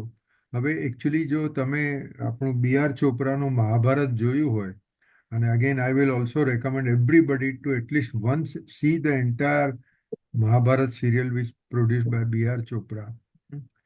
जो अर्जुन को अपना भीष्म पितामह उसको अपना दादा मानते हैं, अपना गुरु मानते हैं, और उससे सबसे ज्यादा प्रेम है, उसके ऊपर तीर चलाना है, उसको मारने का है, उसको एक्चुअली डेथ देने का है. और तो वो रोता है, उससे हाथ से चलता नहीं है. जब वो रोता है, वो पूरी तरह से जोरों से बाण नहीं मारता है, तो कृष्ण भगवान उसे गुस्सा करके थोड़ा क्या बोलते हैं ठपका देते हैं. इसी तरह से उसका बेटा अभिमन्यु जो उसके प्रिय था, वो मरा तो सही, मगर छल कपट से मरा, अन्याय से मरा. जिस तरह से वो मरा, उसको 6-7 बड़े बड़े योद्धाओं, जो अर्जुन अभिमन्यु मेरे ख्याल से वो समय पे 16-17 साल का था, और सामने बड़े बड़े योद्धा थे, सब ने मिल के उसको मारा. वो पानी पानी मांग रहा था, जब धरती पर गिर गया, लहू से खून बह रहा था, पानी मांग रहा है, तो उसके बदले में, उसको पानी देने के बदले में उसका अपमान किया. उससे अगर इंसान विचलित नहीं हुआ तो कभी होगा ही विचलित, क्योंकि हम लोग, हमारा हृदय है, हमारे कुछ आशा अपेक्षा है, अपने कुटुंब के ऊपर प्रेम है, ये सब होते होते धीरे धीरे हमें आगे बढ़ना है. ऐसा नहीं कि कृष्ण भगवान ने गीता कह दी, अर्जुन ने समझ ली, तो चलो अभी वो विरक्त हो गया. नहीं, प्रैक्टिकल ये होता है कि इंसान धीरे धीरे धीरे धीरे करके वो दिशा में आगे बढ़ता है, और उसके बीच में वो कॉम्प्रोमाइज भी कर लेता है, उससे कुछ गलत काम भी हो जाता है. और ये तो अपने बेटे के मृत्यु से विचलित होना बहुत ही स्वाभाविक है. सॉरी मयूर भाई, I just intervened, but you please continue whatever you wanted to say. So Rashmin bhai, हाँ. I was just trying to give this example, and you have explained it very nicely. અને હમણાં પણ તમે જે કીધું ને કે વિચલિત થવાનું એકદમ સ્વાભાવિક છે. Idea is to for us to understand કે જે નારાયણે જેને આટલો સરસ ઉપદેશ આપ્યો, ઈ નર પણ વિચલિત થઈ ગયો, તો આપણે તો કેટલી જગ્યાએ વિચલિત થવાના છીએ. બરાબર. એને આનો ફાયદો શું છે? બેનિફિટ ઇઝ, ઘણી વખત શું થાય કે માણસ એક, समझो एक इंसान एक अच्छा उसने टारगेट ले लिया है, वो टारगेट की तरफ प्रगति कर रहा है, और बीच में उसे क्षति हो गई. हाँ, तो कभी आदमी एकदम ही निराश होकर बोलता है चलो अभी मैं छोड़ दिया, अभी ये कर्मयोग मुझे नहीं करना. भगवान कहते हैं बिल्कुल नहीं, क्षति भी होगी, पड़ती भी होगी, तुम थोड़े रिवर्स में भी जाओगे, वो सब होते हुए भी तुमको तुम्हारे टारगेट के ऊपर आगे बढ़ते ही रहना है. Okay. Persistency. Haji? Persistency. Yes, you have to be persistent. Correct. અને સર લાસ્ટ થિંગ, હાજી, તમે જે કીધું ને બી.આર. ચોપરાનું મહાભારત, એ ખરેખર ઘણી સરસ રીતના સંકલન થયું છે એનું. બરાબર. One aspect of it is કે એના બધા ડાયલોગ લખવાવાળા હતા ડોક્ટર રાહી માસુમ રાઝા. એકચ્યુઅલી છે ને મહાભારત એ લેવલ ઉપર છે કે ત્યાં હિન્દુ મુસલમાનનું કોઈ મહત્વ જ નથી. એક્ઝેક્ટલી. હા, એ તો Those were the days. there were, I think, in more than this person, there were several Muslims in the production of Mahabharata, correct. even in the production of Ramayana, because there are Muslims who understand philosophy at the full depth. And B.R. Chopra was a man of that height. He expected and he accepted that yes, a Muslim man will write very nice dialogues for Mahabharata. Yes. And that is why it was so successful. All of us, I think, I mean, all of us have probably seen it. It came in the 80s, but we have seen it and we know how tremendously successful was that Mahabharata serial. एक रश्मि भाई, मैं एक आपने ये जो verse number 24 जो बोला ना आपने, हाँ जी. जो ब्रह्मार्पण ब्रह्म वाला जो आपने हाँ, अभी हाँ, जो हाँ, इम्पोर्टेंट हाँ. वर्स, उस पे जस्ट एक और जो दिनकर भाई ने बोला कि ये जो verse second chapter and fourth chapter they are linked, तो हाँ, उसमें उसमें ऐसा लगता है कि जो सेकंड चैप्टर में जो अपना अद्वैत का जो पूरा अद्वैत वेदांत की एक ही हाँ, ब्रह्म हाँ, है और उसके हाँ. अलावा कुछ नहीं है, वो हम्म, सेकंड चैप्टर में एस्टेब्लिश कर दिया है. एंड बराबर. आई थिंक फोर्थ चैप्टर में उसको how do you make it practical, how do you make it working, क्योंकि आपके पास अगर आपको आत्मज्ञान हो भी गया उसके बाद भी आपका जितना प्रारब्ध है उतना जीवन तो है ही, और जीवन है तो जीवन के सारे लफड़े भी हैं. बराबर है. जो प्रॉब्लम आत्मज्ञान के पहले आते थे वो आत्मज्ञान के बाद भी आएंगे, उसके बाद भी ट्रैफिक खराब होगा, आपका एम्प्लॉय काम नहीं करेगा, जो भी whatever day to day problems आते हैं वो आएंगे. So how do you deal with that? बराबर. तो इसमें ये जो वर्स 24 है उसमें जैसे कि ये लिखा है कि यज्ञ भी ब्रह्म है, होम भी ब्रह्म है. तो उसमें मैं एक कमेंट्री सुन रहा था, तो उसमें ऐसा बोला गया था कि ये जो यज्ञ है it is a it is एक तरह की उपमा है, it is an analogy, Yes. And that analogy applies to all the activities of life including food. जो बराबर. खाने के पहले हमेशा बोलते हैं इंक्लूडिंग फूड. हम्म, तो इसमें ऐसा गया है कि एक बार जब हम ब्रह्म ज्ञान होता है तो हम क्या बोलते हैं कि इस दुनिया में ब्रह्म के सिवाय कुछ नहीं है, हर एक व्यक्ति, पशु या जो निर्जीव वस्तु है वो भी ब्रह्म है. पर चैप्टर 4 में गोज वन स्टेप अहेड और वो बोलता है कि all your activities are also Brahman, yes. All Yes. People are Brahman, आपके सारे कर्म भी ब्रह्मन है. और कर्म, अब जो भी कर्म होता है तो कर्म के दो तीन, एक कर्म करने वाला होता है, एक कार्य जो खुद होता है, एक कार्य के जो उपयोग में आने वाली चीजें जिसको बोलते हैं कारक. तो बहुत सारे सब्जेक्ट कारक होते ऑब्जेक्ट हैं. कर्म. हम सब्जेक्ट, अंग्रेजी में हाँ, जो बोलते हैं subject object and action. Action, हाँ. तो सब्जेक्ट होता है, ऑब्जेक्ट होता है, एक्शन होता है और कर्म फल भी होता है. मतलब देयर आर ईच बराबर. कर्म हैज वेरियस डायमेंशंस. और ये इसमें बताता है कि ये जो ब्रह्मार्पण वाला जो श्लोक है वो बताता है कि एवरीथिंग इज ब्रह्मन. तो ब्रह्मार्पण तो वो पुजारी भी ब्रह्म है क्योंकि वो भी यज्ञ के लिए चाहिए, और कर्म भी यज्ञ में है, और उसके अंदर जो हविष्यान्नी डालते हैं घी या जो भी चावल वगैरह वो भी ब्रह्म है. तो एंड टू एंड हर एक चीज ब्रह्म है. और फिर वो खाने के लिए उसका इक्वलेंट बोलते हैं कि जैसे अपन हाथ से खाना खाते हैं तो हाथ भी ब्रह्म है. हम्म, और आप जब खाना खाते हो तो आपके अंदर जो भूख लगती है, जिसको वो एक तरह की अग्नि है, उसको जठराग्नि बोलते बराबर. हैं, बराबर. It's fire. करेक्ट. तो वो करेक्ट. जठराग्नि वो भी ब्रह्म है, और जो अन्न खा रहे हो वो भी ब्रह्म है. तो every activity end to end is ब्रह्म. एंड देयरफॉर हमको इसको सिर्फ खाने, यज्ञ या खाने तक नहीं रुकना है, but we have to apply it in all parts of our life. Correct. So if you are driving for example, something as simple as driving, तो उसमें भी ये विचार, वो जो अपने हमने जो सुना था सेकंड चैप्टर में कि everything is Brahman.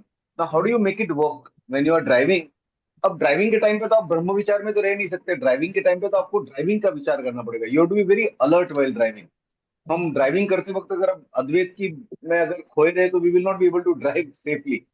So the idea is to drive very consciously, but then वो अद्वैत को पूरा पिरो देना है उसमें. मतलब वो ईशावासी मिदम सर्वम, तो उसको अद्वैत पिरो बोलना है कि ये कार भी ब्रह्म है, ये जो गलत रास्ता क्रॉस कर रहा है वो भी ब्रह्म है, ट्रैफिक लाइट भी ब्रह्म है, चलाने वाला भी ब्रह्म है, और मैं डेस्टिनेशन पहुंच गया वो भी ब्रह्म है. सो दैट वे आप अपने पूरी जो लाइफ की एक्टिविटी, क्योंकि जब तक जीवित हो तब तक कर्म है, और वो कर्म को ब्रह्ममय बना देना है. And that is what that is the import of this shloka number 24. और इसको Shri Ramakrishna in his own usual style बहुत सिंप्लीफाई में कर देते हैं कि अद्वैत ज्ञान को अंगोछे में बांध के जो करना है वो करो. So you need to do everything but you need to keep Advaita भाव. तो वो उसी से होता है. और यस यस. हाँ, and just one more thing जो अगेन दिनकर भाई ने बोला था, समत्व योग उच्चते. समत्व समत्व अद्वैत ज्ञान के बिना संभव ही नहीं है. समत्व और अद्वैत तो एकदम वो अद्वैत का ही इट इज लाइक क्या बोलते हैं, वन ऑफ द इंटरप्रिटेशंस या one of the next steps है, उसके बेस में अद्वैत ही है. तो समत्व कौन रह सकता है, मतलब इफ स्क्रीन इज स्क्रीन, तो अगर विलेन भी स्क्रीन पे विलेन भी है, स्क्रीन पे हीरो भी है. अब शुद्ध अद्वैत के हिसाब से वो दोनों both are non existent, they are only projection, screen ही है. तो वो व्यक्ति जिसको स्क्रीन का पूरा अंदाजा है, वो ही सही अर्थों में विलेन और हीरो के बीच में समत्व बुद्धि रख सकता है. क्योंकि अगर उसको स्क्रीन का अंदाजा नहीं है तो बहुत मुश्किल है. तो ही विल हैव टू, ऊपर से भले बोल दे लेकिन अंदर से उसका रिजॉल्व नहीं होगा. वो अंदर से तो बोलेगा नहीं यार ये अच्छा है और ये बुरा है. बराबर. बट जो बोलता है कि अच्छा बुरा कुछ नहीं है, there is only the screen, और स्क्रीन के ऊपर एक तरह का एक माया का एक प्ले है.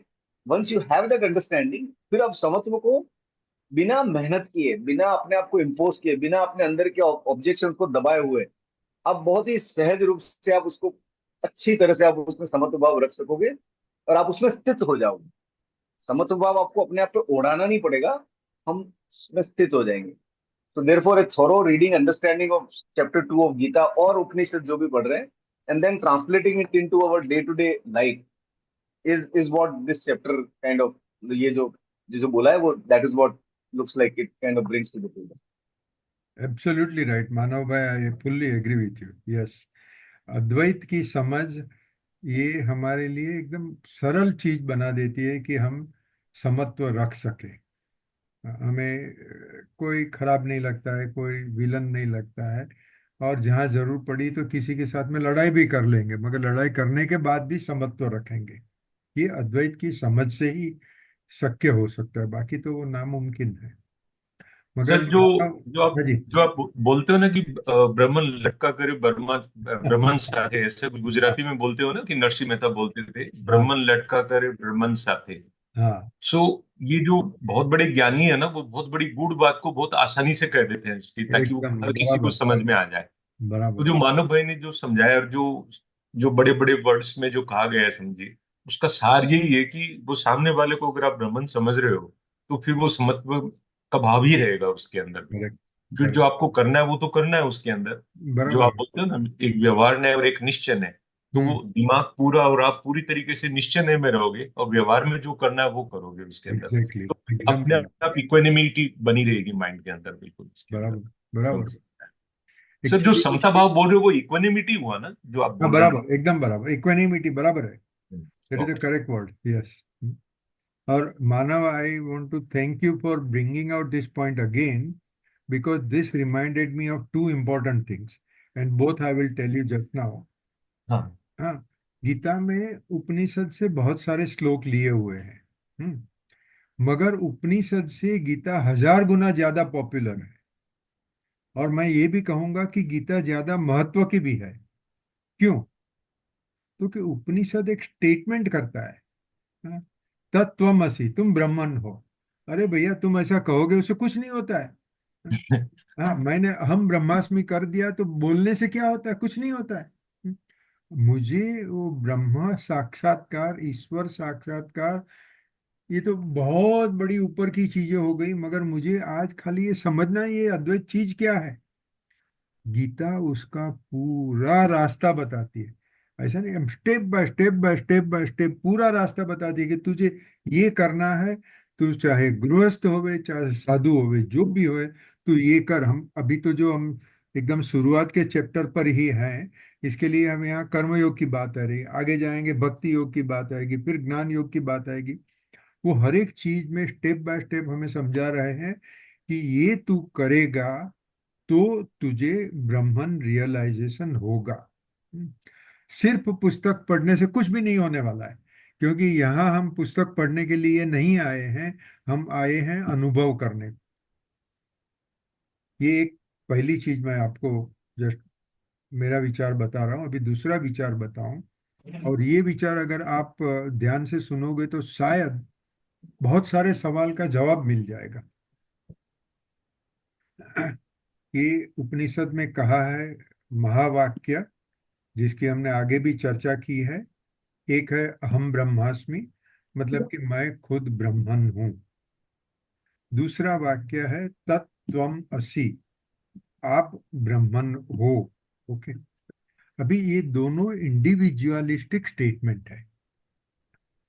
अगर रश्मिन बोल रहा है तो वो रश्मिन अपने खुद के लिए भी बोल रहा है, और ये मीटिंग में साथ में बैठे हुए बाकी 12 लोगों के लिए भी बोल रहा है। मगर फिर भी ये इंडिविजुअलिस्टिक स्टेटमेंट हुआ। अभी इसका समेशन करेंगे तो क्या होगा? तत्वम असि आप सभी को कह सकते हो। हाँ, वो जेल के जेलर को भी बोल सकते हो, जेल में कैदी है उसको भी बोल सकते हो, मेंबर ऑफ पार्लियामेंट को भी बोल सकते हो। आपको कोई पार्टी अच्छी लगती है या नहीं लगती है उसका कोई महत्व नहीं है। आपको जो खराब लग रहा है वो भी ब्राह्मण है, सब कोई ब्राह्मण है। पृथ्वी भी ब्राह्मण है, सूर्य भी ब्राह्मण है, चंद्र भी ब्राह्मण है, सब गैलेक्सियां ब्राह्मण है। तो हमने उसका टोटल समेशन किया। समेशन किया तो क्या हुआ?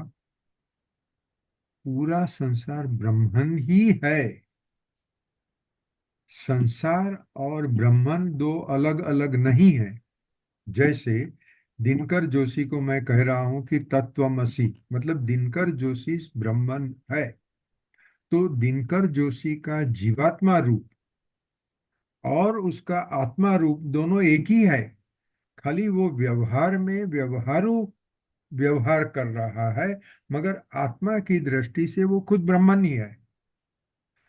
और ये चीज हमने 7 अरब इंसानों को अप्लाई किया।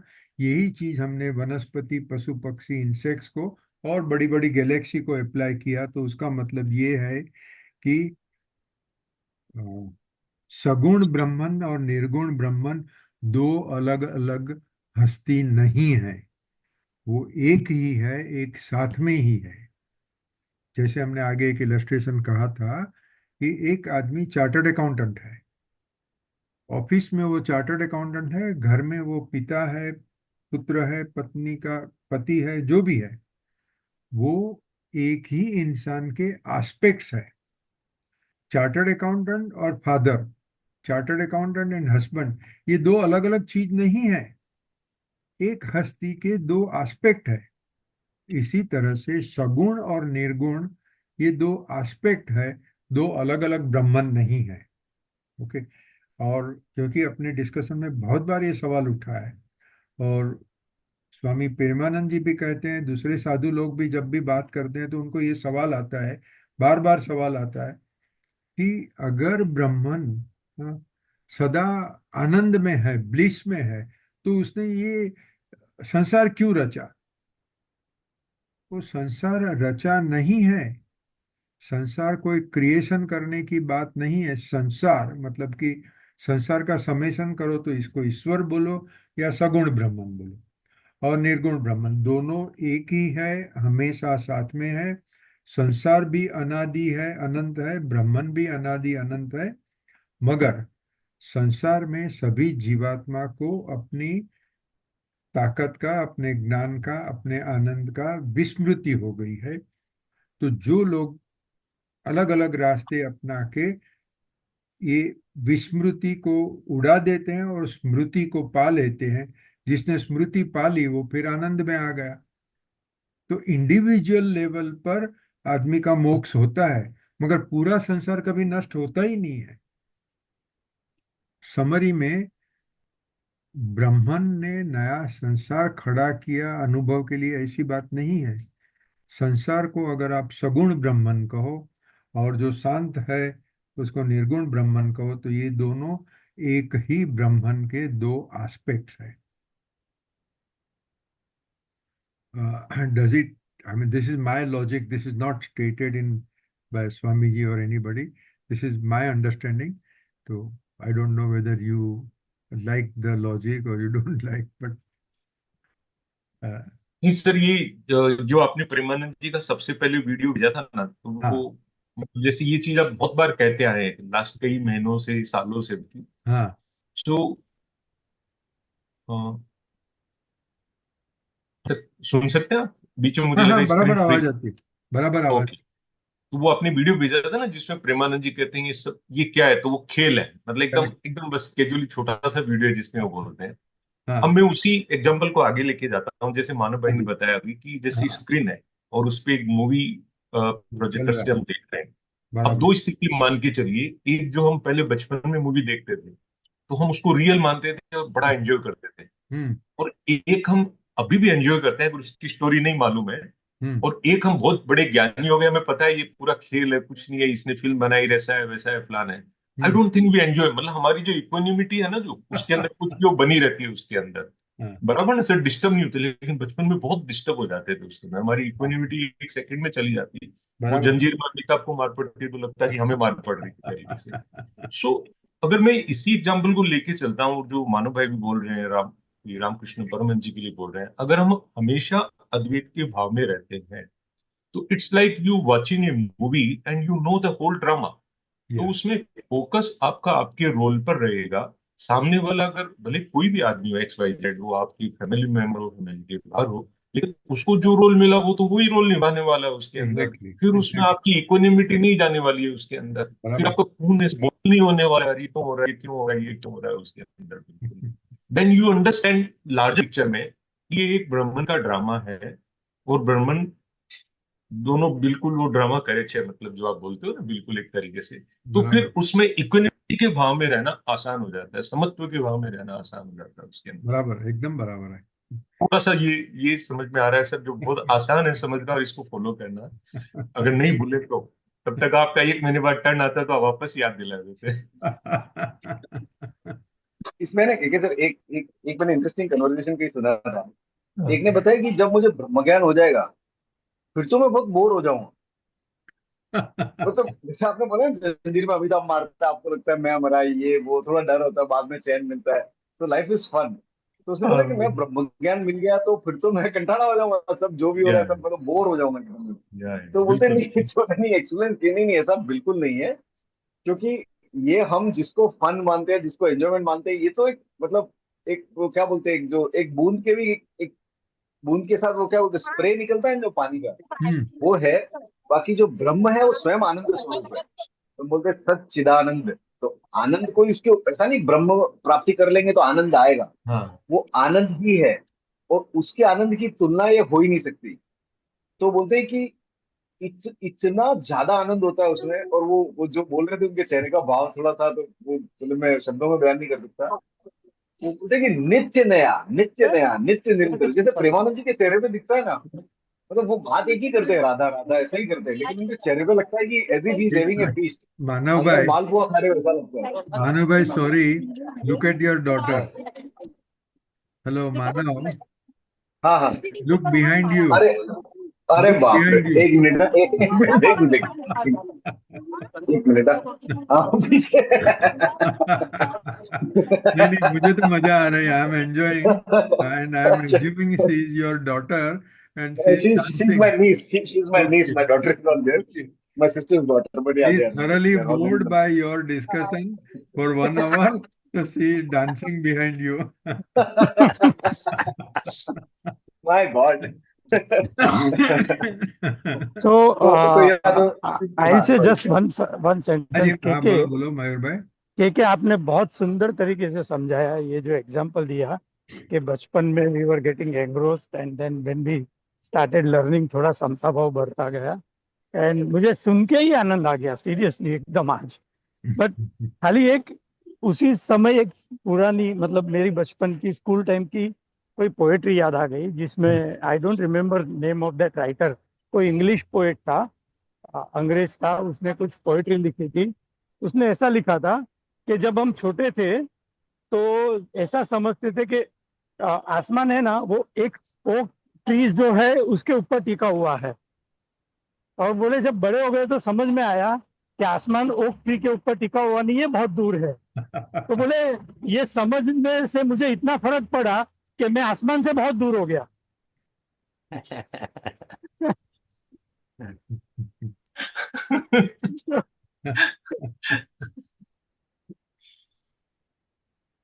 वो बोलते हैं एनी ना, हाउ, इग्नोरेंस इज ब्लेसिंग वाली बात है, जितना ज्यादा या समझते जाते हैं ना उतना या मुश्किल होती जाती है। सर अरे आज इसी बात पे एक बात बता रहा हूँ, मैं कुछ सुबह पढ़ रहा था आर्टिकल, उसमें लिखा था कि जब हम बहुत ज्यादा नॉलेज एक्वायर कर लेते हैं, बहुत ज्यादा नॉलेज एक्वायर कर लेते हैं और सिर्फ नॉलेज की बात करते हैं, तो वहां भी फिर हमारी ग्रोथ रुक जाती है उसके अंदर। मतलब जब एक लेवल आता है कि आपको अपना सारा नॉलेज एक तरफ रख देना पड़ता है, and then you should be ready to see what you could not see so far. You should be ready to hear the things which you could not hear in your life, but your knowledge is restricting you. Knowledge इस तरीके से आपको गिरफ्त में ले लेता है कि अब आप वही देखते हो जो आप देखना चाहते हो, आप वही सुनते हो वो जो आज तक सुनते हो जो दिमाग में सेट है। सो वो तब होता है जब अगेन आप एक एम्प्टी हो जाते हो उसके अंदर बिल्कुल। तो ये सब प्रोप है, एक तरीके से प्रोप है। जैसे एक सैटेलाइट जाता है तो एक रॉकेट चाहिए, पावरफुल रॉकेट चाहिए, रॉकेट नहीं होगा तो सैटेलाइट जा नहीं सकता। लेकिन रॉकेट की इंपॉर्टेंस वहीं तक है जब वो पृथ्वी की एक्सिस से बाहर चला जाता है। जैसे ही वो एक्सिस में चला गया, रॉकेट का इंपॉर्टेंस खत्म, फिर उसके अंदर फिर सैटेलाइट अपना काम करना शुरू करता है। तो ये नॉलेज और ये चीजें तो जरूरी है जो इन्होंने अभी बताया ना मयूर भाई ने, लेकिन उसकी एक लिमिट तक है, फिर उसके बाद पता नहीं कितनी, और क्योंकि we know only finite things, but दुनिया में तो बहुत इनफाइनाइट चीज है उसके अंदर भी। दुनिया मीन्स जो ये ब्रह्मन का जो भी संसार बना है, संसार जो हम देखते हैं वो तो बहुत छोटा है, उसके बियॉन्ड तो बहुत सारी चीजें हैं बिल्कुल। वो तो एक रेत के कण के बराबर नहीं है जो हम पृथ्वी जिसको कहते हैं बिल्कुल। बराबर। ये नॉलेज वगैरह सब ठीक है, लेकिन एक लिमिट तक ही ठीक है। उसके बाद we should be ready for that situation also कि ये इसके बाद एक स्टेप और आगे जाए, एक स्टेप और आगे जाए, और फिर उसके बाद कुछ ऐसा। क्योंकि ये जो मिस्टिक है ना सर, ये रामकृष्ण परम, इनको वैसे कोई फॉर्मल नॉलेज नहीं था सर, इनको तो अंदर का ज्ञान ही था जो मैं मानव से समझ सीख पाया हूँ बिल्कुल उसके अंदर।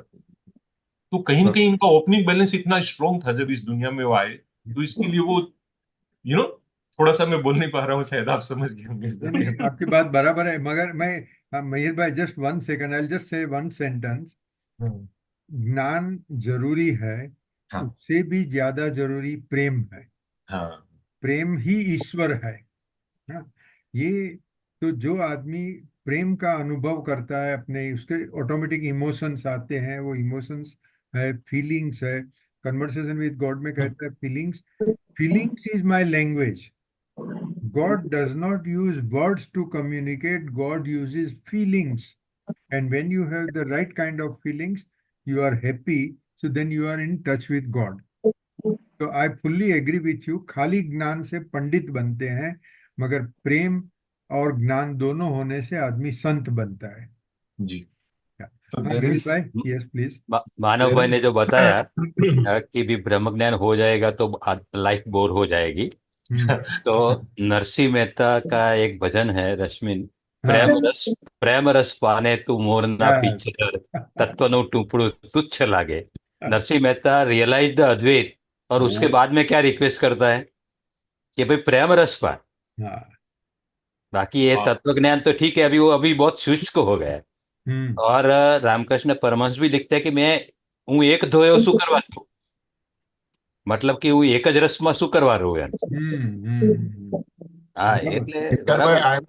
I will only supplement what you are saying. This is exactly what I wanted to also say in हाँ terms ji. of what KKG was saying. Okay, knowledge is of two types. One is an acquired knowledge, hmm. but there is something what we call as sannidhi, which is an intuitive parignya jene kahiye aapne. So that is the real knowledge which transcends you beyond any terms of the astral knowledge or the earthly knowledge. बराबर से, absolutely.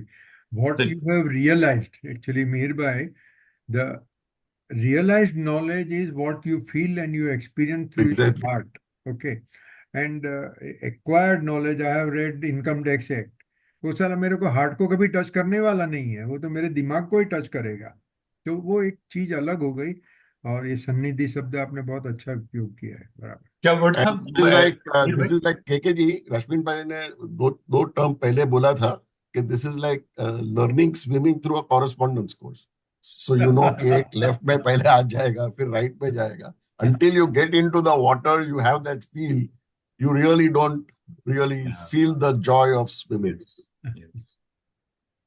पिछले meeting में बोला था sir मेरे ख्याल हाँ से, हाँ आई रिमेम्बर, हाँ। यस। Okay, बहुत। friends, we have got 3 minutes left.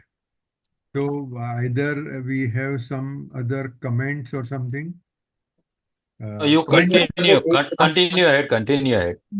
एक मैं Okay, सोच के आया था बोलने का, तो if you permit I just please, say one हाँ thing I wanted to please. Share it in this class. जी। सो ये ना, ये अपना 18 श्लोक था ना, जिसमें बोलता है वो कर्म में अकर्म को और अकर्म में कर्म को देखता है, राइट? हाँ, 18 हाँ, हाँ. 18 श्लोक। कि जो Yeah. एनलाइटन आदमी होता है वो कर्म में अकर्म और अकर्म में कर्म को देखता है। तो इसका एक लाइव एग्जांपल एनलाइटन वगैरह में मैं बहुत दूर हूँ, ना मेरी कोई कक्षा में किसी पे कमेंट कर सकूं। नहीं। पर ये है अपने रमेश अंकल जी के लिए। मैं एक इंस्टेंस, लाइव इंस्टेंस बताता हूँ थोड़े दिन पहले। तो ये हम जनरली सब एनजीओ के डोनेशन रेजिंग के पीछे भागते रहते हैं अंकल जी, और वो हमको कुछ बताते 5-10% तो हम भी थोड़ा कंट्रीब्यूट करते हैं। तो एक बार कुछ ऐसा था, तो काफी इंटेंस था, यूं ये करो वो करो, इधर जाओ नहीं, ये डॉक्यूमेंट भेजो नहीं, ये मंगाओ नहीं, उसका टाइम लो नहीं, बहुत 2-3 वीक तक बहुत इंटेंस चला। तो अ, मतलब एक्टिविटी तो बहुत थी। ये I can say it with my that I know for sure because I was also involve. तो मेरे को उसमें किसी के वैलिडेशन की जरूरत नहीं है। तो फिर क्या हुआ कि अचानक कुछ ऐसा हुआ कि थिंग्स स्टार्टेड गोइंग राइट, और फिर कुछ ऐसा हुआ कि वो सामने वाले ने बोला अच्छा मैं करता हूँ। It was good, some good news which came. तो वो अंकल जी को मिली, तो ही कॉल्ड मी। और अ, ये जब फोन किया, अच्छा तब मैं गया, तो तब अपनी क्लास हो रही थी, तो I was reading some of it, so therefore I could relate. Uncle ji ने कुछ बोला, देखो यार बेटा, ये तो हो गया ये काम यूं। देन ही सेड, देखो यार, अपने तो कुछ करते ही नहीं है, अपने तो कुछ करते ही नहीं है, साला हो जाता है, करते हो तुम, कर नहीं है, मेरा नाम हो रहा है। तो मैंने कहा करते नहीं है, ये तो सही भी है। ये तो आपने भी बहुत है, हमको भी खींचा है साथ में। But he very spontaneously and genuinely felt कि मैंने कुछ भी नहीं किया है, and it is happening right there. तो मुझे लगा कि अपन ये बड़े बड़े गीता उपनिषद सब जगह बड़े बड़े एग्जांपल लेते हैं, but sometimes some magic is happening right in front of our eyes, and हम sometimes we are, वो बहुत इतना इतना पास में होता है कि हमको दिखता नहीं है। बट दिस एग्जैक्ट वर्ड्स की इतना काम करने के बावजूद कि जेन्युइनली स्टेट की, देखो यार, अपने तो कुछ कर ही नहीं रहे और अपने आप ही काम हो रहा है। तो वहां मुझे इमीडिएटली क्लिक किया कि जो कर्म को अकर्म में और अकर्म को कर्म में देखता है, वही ठीक ठीक देखता है। और तो दिस वो happened this 3 days Namrata ago, का, इसलिए I just thought I had to this in class. या मानव, that is an illustration of humility.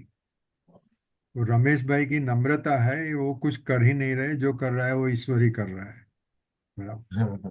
नहीं, वो बिलीव भी करते हैं सर। और हाँ, हाँ, मैं हाँ. ऑनेस्टली बोलूं तो आपको थोड़ा सा एकदम और मतलब फ्रेंकली बोलूंगा हम्म. कि अगर 100% भी नहीं ना, तो कम से कम 96 to 97% टाइम, बहुत बड़ा रेशियो है, उसमें उनको लग रहा है कि वो करते ही नहीं। मतलब मैं 100% तो नहीं बोलूंगा, कभी 2-3% कभी कभार हो जाता है, लेकिन बराबर. ज्यादातर टाइम में उनको लग रहा है कि ये अपने आप ही हो रहा है। और ये बाकायदा बोलते हैं, एकदम सहज भाव में, इनोसेंटली बोलते हैं बिल्कुल, क्योंकि हम बहुत ज्यादा टच में रहते हैं, तो हम देखते हैं। और हाँ, हमें, हाँ, जैसे हाँ, मानव ने हाँ. बताया, कोई भी काम आसानी से नहीं होता है सर, उसके पीछे हम्म. बहुत प्रयत्न करने पड़ते हैं।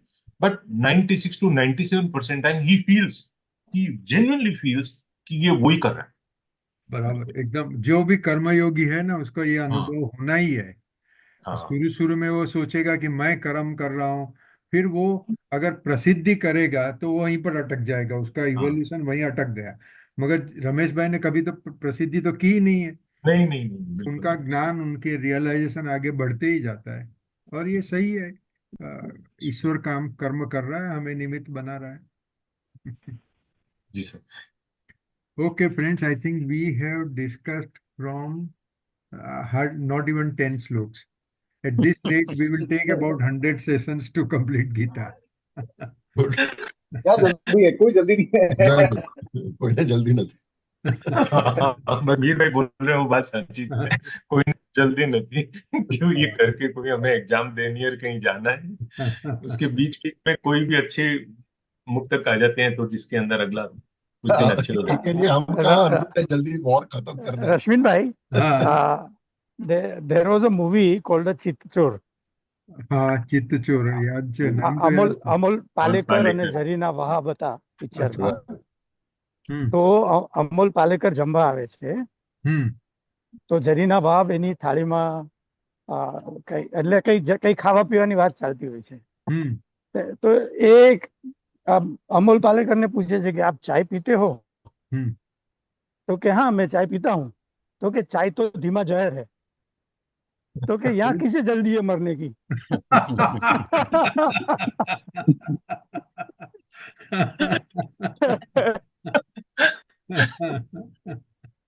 Okay, बहुत friends. बहुत Now, खूब भाई, uh, बहुत aptly Thank use you.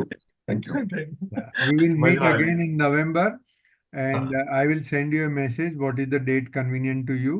Okay, please reply, and then we will meet in Thank November. you. We'll continue with chapter 4 of Gita. Probably third week will be better. November also. Okay, okay. Yeah, first 2 weeks probably vacation वगैरह period रहेगा। हाँ हाँ हाँ, इसके लिए। बराबर है, नवंबर 3rd week में करेंगे। हम्म, ओके। Thank ठीक you. है। It had been an thank you record के लिए excellent. बहुत सारी शुभकामनाएं सबको, मेरी डिवाइन थैंक यू तरफ से। थैंक यू Rashmin, भाई नमस्कार, अभी it देखा was हमने an भाई को। excellent lecture. Excellent. Let me tell you. बहुत enjoyed thoroughly. अरे वाह, थैंक यू। नमस्कार दिनकर भाई, नमस्कार। Okay, और okay. सबको दिवाली की थैंक यू। शुभकामनाएं। Same to everybody. Yes.